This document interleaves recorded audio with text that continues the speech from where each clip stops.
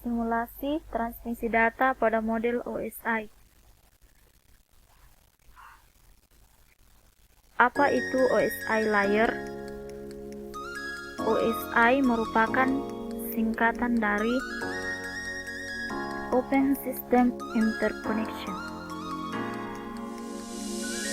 OSI layer merupakan lapisan-lapisan. Artinya adalah sebuah model referensi dalam bentuk kerangka konseptual yang mendefinisikan standar koneksi untuk sebuah komputer. Cara kerja OSI layer. Proses berjalannya data dari suatu host ke host lain pada sebuah jaringan terbilang cukup panjang.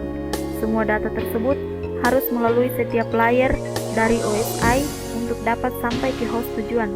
Contohnya ketika kita akan mengirimkan sebuah email ke komputer lain pada sebuah jaringan komputer. Proses yang terjadi pertama adalah pada application layer, yaitu menyediakan program aplikasi email yang akan digunakan untuk mengirim data ke komputer lain melalui jaringan. Pada presentation layer, email tersebut kemudian dikonversi menjadi sebuah format jaringan. Kemudian pada session layer akan dibentuk sebuah sesi perjalanan data tersebut dari mulai dibentuk hingga selesainya proses pengiriman. Pada transfer layer, data tersebut dipecah menjadi bagian-bagian kecil, lalu kemudian akan dikumpulkan kembali pada transfer layer si penerima. Pada network layer akan dibuatkan sebuah alamat dan ditentukan jalan yang akan dilalui oleh data tersebut untuk dapat sampai ke tujuan. Pada data link layer, data tersebut dibentuk menjadi sebuah frame dan alamat fisik dari perangkat pengirim dan penerima akan ditetapkan. Kemudian pada layer terakhir yaitu physical layer, pengiriman data melalui sebuah medium jaringan menuju ke lapisan transport si penerima. Lalu kemudian alur yang sama terjadi pada komputer tujuan, namun dimulai dari layer yang paling bawah yaitu physical layer sampai ke layer yang atas yaitu application layer. OSI 7 layer.